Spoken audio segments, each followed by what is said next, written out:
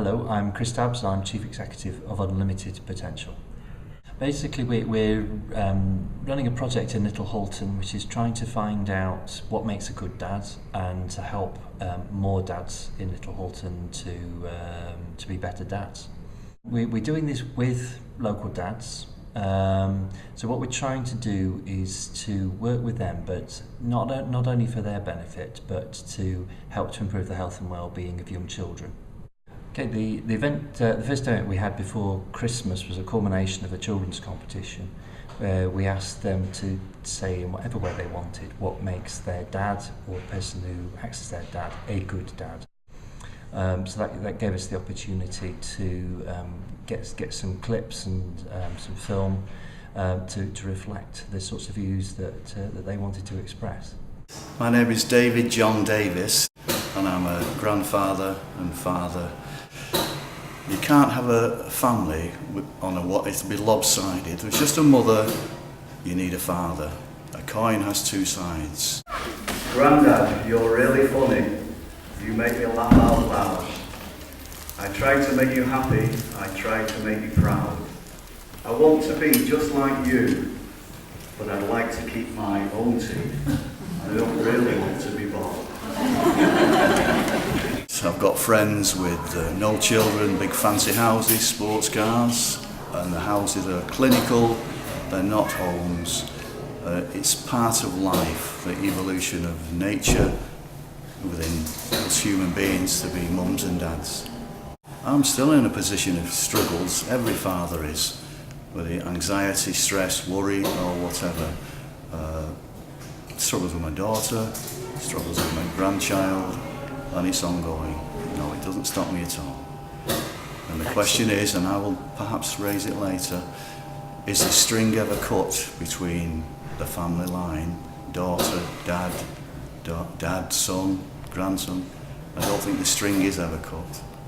We might have a longer elastic band, but they're still there. Christopher Kaler, and I'm 33 years of age.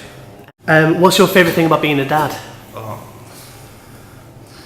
everything, honestly, everything, whatever you name it, everything, honestly. It's the importance of knowing that I'm there for two little girls. I'm there for them to have a quiet and soul, just to be there for them for the rest of their lives. I'm Steve Mortlock. I'm just one of the dads that are in the initial group on this project. It's incredibly important. There's been so much research that's come out that shows how much a child's development is impacted by a father, and that's even down to silly things that people won't recognise, like rough play is actually very beneficial to children, and that's something that dads are a lot better at. It's a whole thing. You know, obviously I want to instill values into my kids, I want them to have fun at the same time, and I want to provide for them. But there's a whole thing that goes on around that. So yeah, I'm not quite sure about the most important. I'd like to think it's having fun. I've had roles or jobs in the past where it meant I've had to be away from home for a time, and I hated that. You know, I want to be there, I want to be supporting my wife, I want to be part of the family. So it's incredibly important to me to be a father. It's very important. I know people that don't have dads and they don't really have as much confidence without that male role model. They find it hard to communicate with other boys. It's really important. Well, me personally as a girl, it's about protecting me and making sure that I'm okay and that I don't get hurt. And he is very protective when I get boyfriends and all that. But with my brothers, I think he gives them more leeway and their job is just to make sure that they keep their kids safe. When we do get the chance, we sit and watch films or we go out together, and it's nice to just sit there and be with him.